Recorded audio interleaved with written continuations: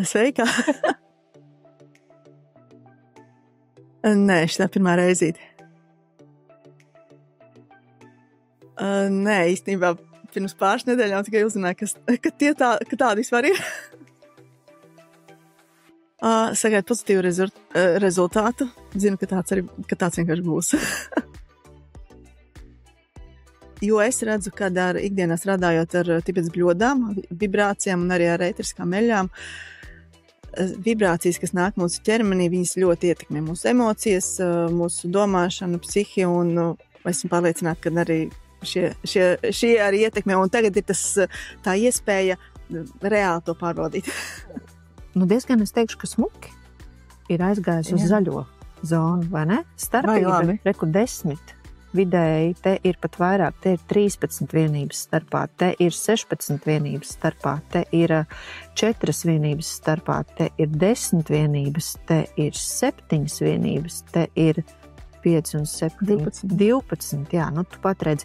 Vienīgais, kas neizmainījās skeleta muskuļu sistēma, un šeit tad arī redzi 10. Muskuļus neskačāja, skeleta neiztaisināja momentā, jā.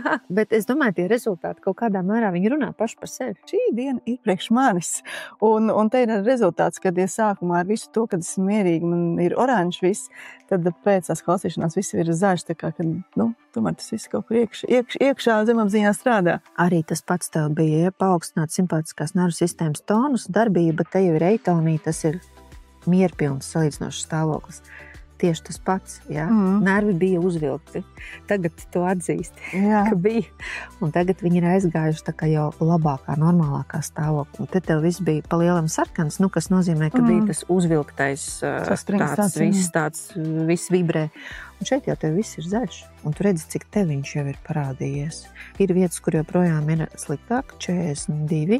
Redzi, joprojām nav vispār aizpildījies. Varam pastīties, kas ir 42. Man mandās limfas sadaļa labā puse, varbūt kaut ko kaklā. Tur ir nesaki iestrēdzis. Es vecāki. Interesanti. Kāpēc šādi? Viņiem bioloģiskais vecums aizgāja lielās 45. Rezultāti ir. Kā jūs teicat, zināju, ka tādi būs. Jo tomēr tās mūsu zemapziņa, tās vibrācijas, ko mēs saņemam, mēs viņas neredzam, nedzirdam, bet viņas darbojās. Un ticam, mēs neticam, bet fakti ir fakti.